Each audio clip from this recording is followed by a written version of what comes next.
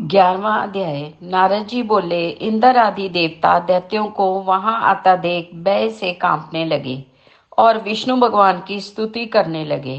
हे मचकच आदि रूप धारण कर भक्तों के दुख दूर करने वाला ब्रह्मा विष्णु शिव आदि रूप में संसार का पालन व संहार करता शंख चक्र गदा आदि पद्म और खड्ग धारण करने वाले आपको प्रणाम है। हे असुर संहारक गरुड़ वाहन पीतांबर करने वाले शरणागत भयकारी आपको नमस्कार है। दैत्यों से दुखी मनुष्यों के दुख दूर करने वाले शेषनाग की शैया पर शयन करने वाले सूर्य चंद्र रूपी नेत्रधारी आपको बार बार नमस्कार है। नारद जी बोले, इस संकट नाशन स्तोत्र का पाठ करने से कभी मनुष्य दुख नहीं भोगेगा।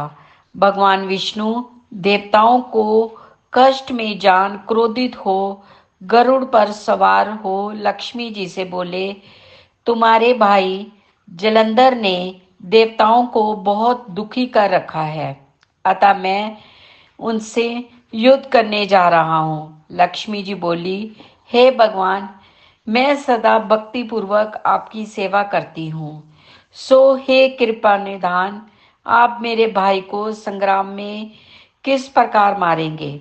श्री भगवान बोले, शिवजी के अंश से पैदा होने वाला ब्रह्मा के वरदान व तेरी प्रीति में पला जलंधर मारने योग्य नहीं है। ये कहकर भगवान विष्णु शंख चक्र गदा पद्म धारण कर वहां देवता स्तुति कर रहे थे वहां चले गए। इसके बाद अरुण के छोटे भाई गरुड़ के पंख से उड़ी हवा और बुबुला से उड़ाए गए दैत्य आकाश में मेघों की भांति भ्रमण करने लगे।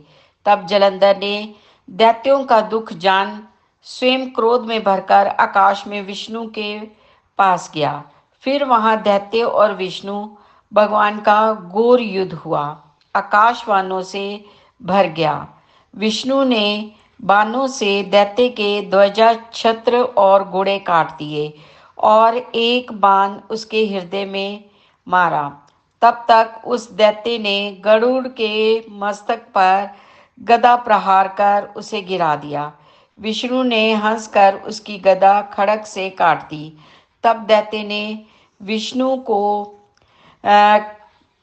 छाती में घुसा मारा और फिर मल युद्ध करने लगे। उन दोनों महाशक्तियों के युद्ध से पृथ्वी शब्दायमान हुई। तब विष्णु मेघसरा गंभीर वाणी में बोले, हे दैत्यराज, मैं तेरे पराक्रम से प्रसन्न हूँ, तू वर मांग, ना देने वाला वरदान भी दूंगा। जलंधर बोला, यदि आप प्रसन्न हैं तो मेरी बहन लक्ष्मी और अपने गणों सहित मेरे घर निवास करो। भगवान ने बहुत अच्छा कहकर लक्ष्मी व देवगणों सहित जलंधर के नगर में पधारे। नारद जी बोले कि जलंधर राक्षसों को देवताओं के अधिकार में सांप पृथ्वी पर आया। देवता गंधर्व सिद्ध को रत्नों के समान उत्तम वस्तु को अधिकार में कर त्रिलोकी का राज्य करने लगा। देवताओं को वश में कर पिता तुल्य धर्म से प्रजा पालने लगा। उसके राज्य में रोगी दुखी निर्बल और दरिद्र ना था।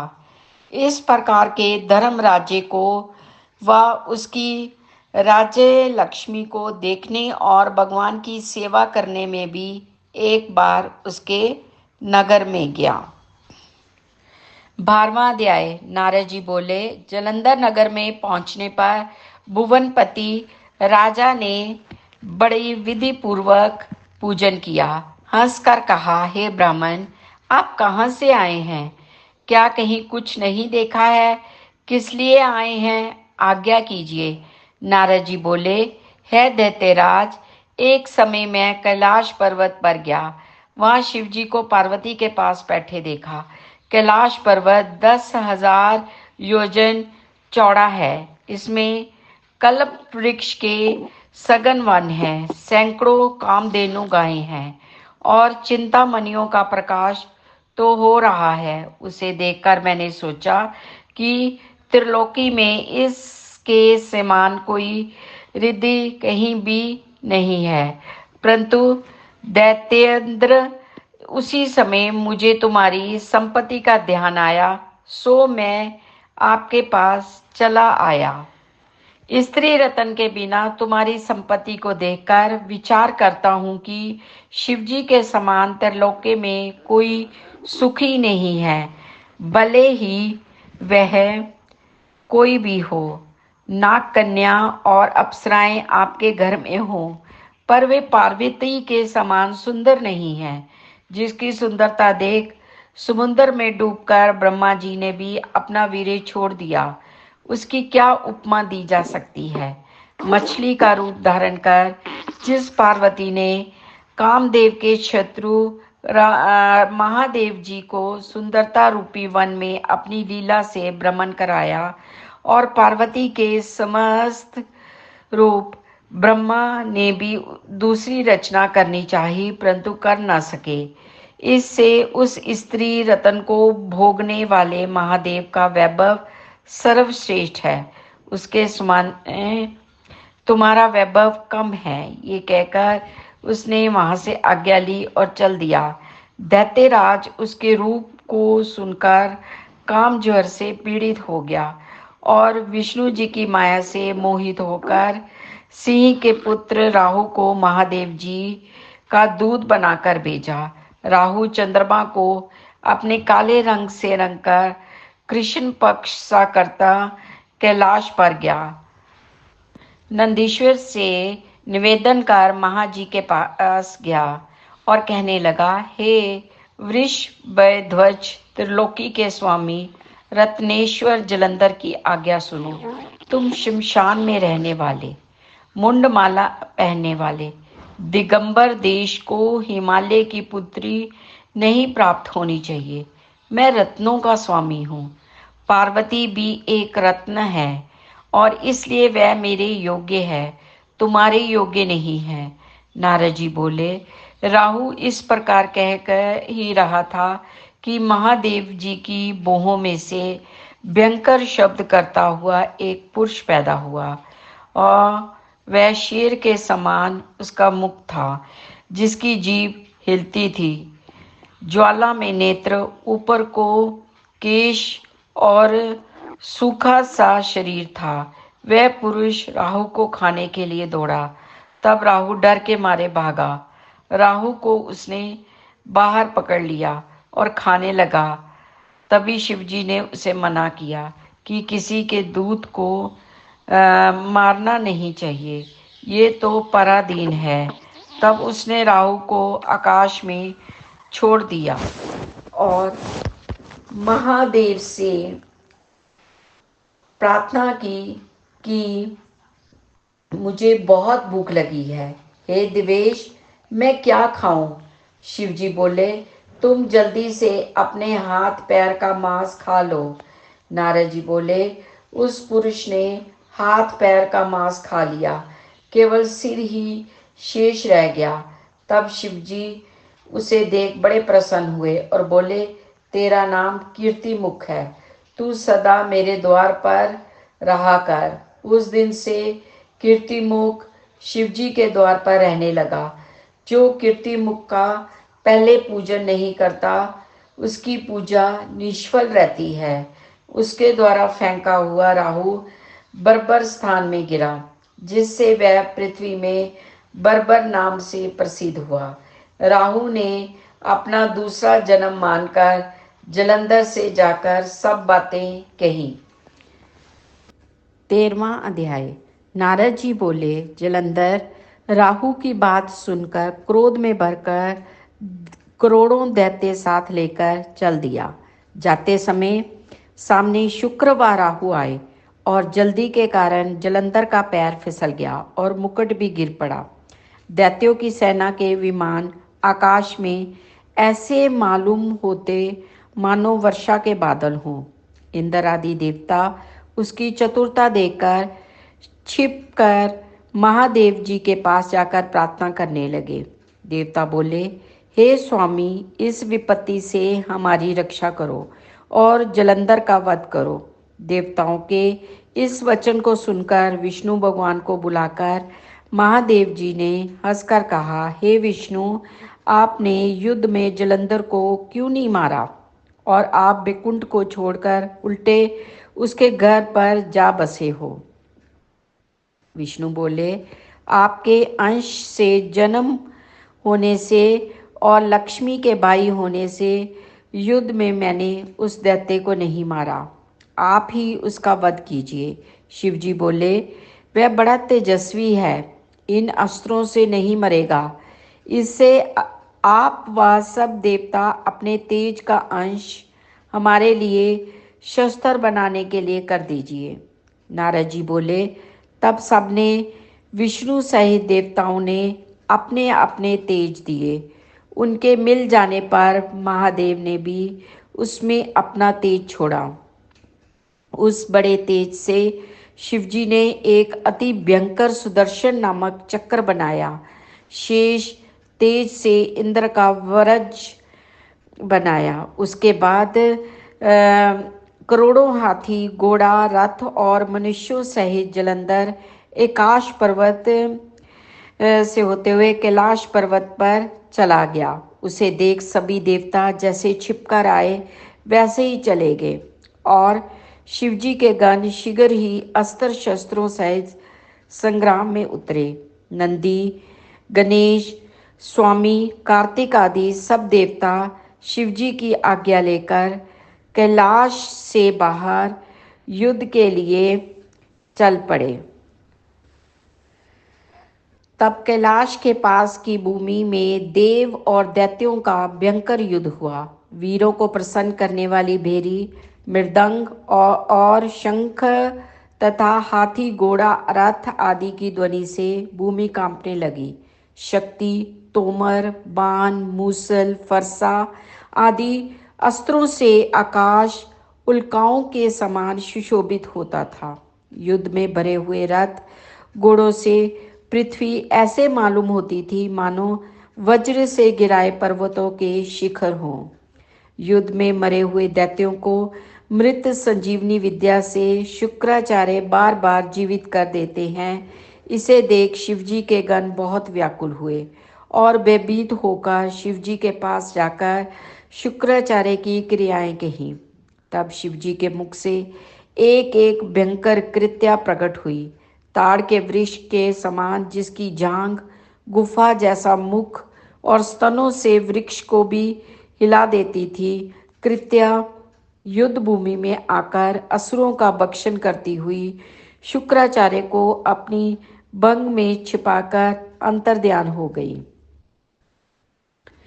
शुक्र को पकड़ा जानकर देवता आनंद से दैत्यों का संहार करने लगे और शिवजी के गणों से भयभीत दैत्यों की सेना बिखर गई। तब सेना को भागता देखकर तीनों सेनापति निशुंभ तथा महाबली कालनेमी क्रोधित होकर युद्ध में गए। तीनों सेनापतियों ने वर्षा की बूंदों की भांति आकाश में बाणों की वर्षा से शिवजी के गणों को घेर लिया। फिर दैत्यों के बाणों से आकाश व सब दिशाओं से गिरने से शिवगण कांपने लगे। बाणों से घायल गणों के शरीर से रक्त बहने लगा और कुछ भी दिखाई ना देता था। कुछ गण तो भय से गिर पड़े और कुछ दैत्यों द्वारा मार गिराए गए। इस प्रकार से छिन्न भिन्न होकर युद्ध भूमि छोड़कर भागे। तब नंदी, गणेश और स्वामी कार्तिक अपनी सेना को भागता हुआ देख क्रोधित होकर दैत्यों को रोकने लगे। 14वां अध्याय।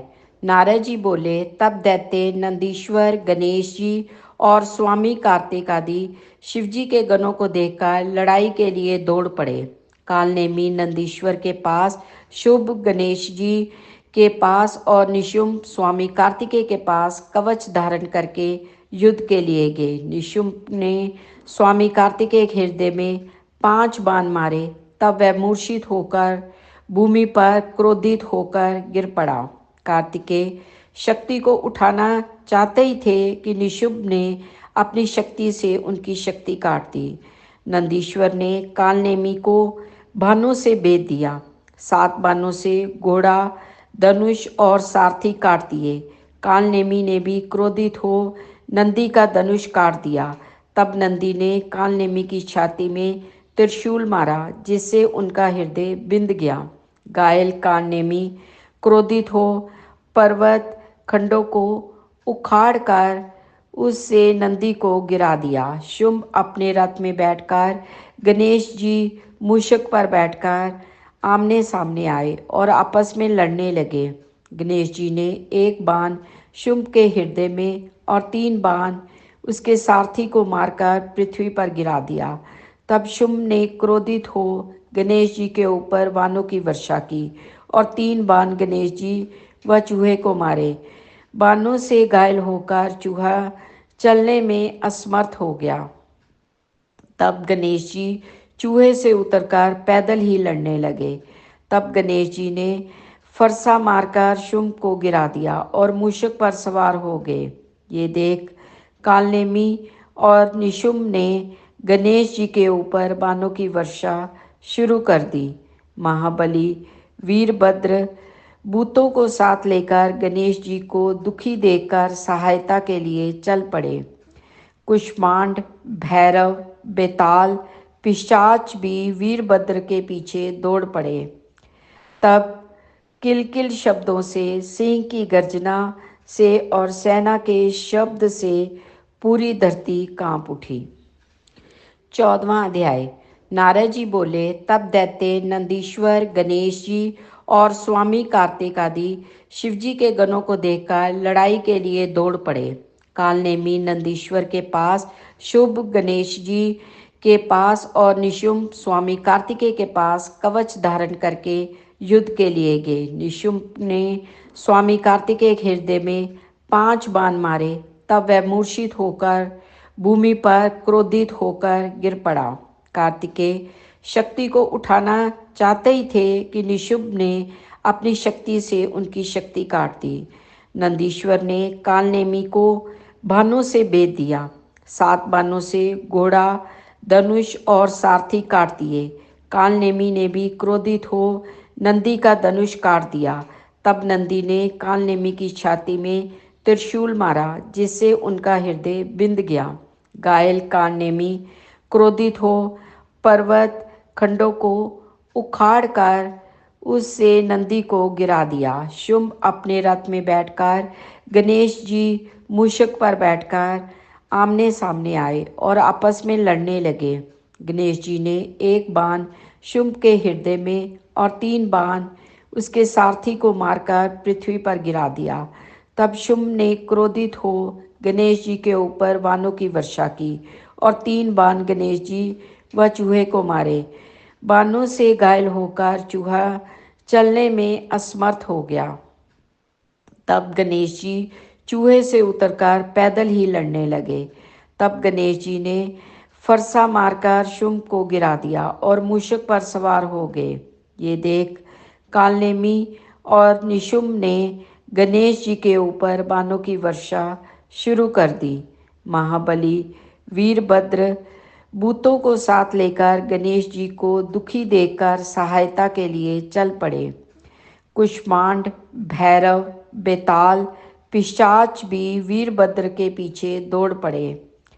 तब किलकिल शब्दों से, सिंह की गर्जना से और सेना के शब्द से पूरी धरती कांप उठी। 14वां अध्याय। नारद जी बोले, तब दैत्य नंदीश्वर, गणेश जी और स्वामी कार्तिक आदि शिवजी के गणों को देखकर लड़ाई के लिए दौड़ पड़े। कालनेमी नंदीश्वर के पास, शुंभ गणेश जी के पास और निशुंभ स्वामी कार्तिकेय के पास कवच धारण करके युद्ध के लिए गए। निशुंभ ने स्वामी कार्तिकेय के हृदय में 5 बाण मारे। तब वह मूर्छित होकर भूमि पर क्रोधित होकर गिर पड़ा। कार्तिकेय शक्ति को उठाना चाहते ही थे कि निशुंभ ने अपनी शक्ति से उनकी शक्ति काट दी। नंदीश्वर ने कालनेमी को बाणों से बेध दिया। 7 बाणों से घोड़ा, धनुष और सारथी काट दिए। कालनेमी ने भी क्रोधित हो नंदी का धनुष काट दिया। तब नंदी ने कालनेमी की छाती में त्रिशूल मारा, जिससे उनका हृदय बिंद गया। घायल कालनेमी क्रोधित हो पर्वत खंडों को उखाड़कर उससे नंदी को गिरा दिया। शुंभ अपने रथ में बैठकर गणेश जी मूषक पर बैठकर आमने सामने आए और आपस में लड़ने लगे। गणेश जी ने एक बाण शुंभ के हृदय में और 3 बाण उसके सारथी को मारकर पृथ्वी पर गिरा दिया। तब शुंभ ने क्रोधित हो गणेश जी के ऊपर बाणों की वर्षा की और 3 बाण गणेश जी व चूहे को मारे। बाणों से घायल होकर चूहा चलने में असमर्थ हो गया। तब गणेश जी चूहे से उतरकर पैदल ही लड़ने लगे। तब गणेश जी ने फरसा मारकर शुंभ को गिरा दिया और मूषक पर सवार हो गए। ये देख कालनेमी और निशुंभ ने गणेश जी के ऊपर बाणों की वर्षा शुरू कर दी। महाबली वीरभद्र भूतों को साथ लेकर गणेश जी को दुखी देखकर सहायता के लिए चल पड़े। कुष्मांड, भैरव, बेताल, पिशाच भी वीरभद्र के पीछे दौड़ पड़े। तब किलकिल शब्दों से, सिंह की गर्जना से और सेना के शब्द से पूरी धरती कांप उठी। 15वां अध्याय। राजा पृथु ने नारद से पूछा, हे मुनि श्रेष्ठ, तब दैत्यराज ने क्या किया, ये सब मुझे विस्तार से सुनाइए। नारद जी बोले, मेरे चले जाने के बाद जलंधर ने अपने राहु नामक दूत को बुलाकर आज्ञा दी कि कैलाश पर एक जटाधारी शंभु योगी रहता है, उससे उनकी सर्वांग सुंदरी भार्या को मेरे लिए मांग लाओ। तब दूत शिव के स्थान पर पहुंचा, परंतु नंदी ने उसे भीतर सभा में जाने से रोक दिया, किंतु वह अपनी उग्रता से शिव की सभा में चला गया। शिव के आगे बैठकर दैत्यराज का संदेश सुनाया। उसे राहु नामक दूत के ऐसा कहते ही भगवान शूलपानी के आगे पृथ्वी फोड़कर एक भयंकर शब्द वाला पुरुष प्रकट हो गया, जिसका सिंह के समान मुख था। वह नरसिंह की ही राहु को खाने लगा। राहु बड़े जोर से भागा, परंतु उस पुरुष ने उसे पकड़ लिया। उसने शिवजी की शरण में ले जाकर उससे रक्षा मांगी। शिवजी ने उस पुरुष से राहु को छोड़ देने को कहा, परंतु उसने कहा, मुझे बड़ी जोर से भूख लगी है, मैं क्या खाऊं?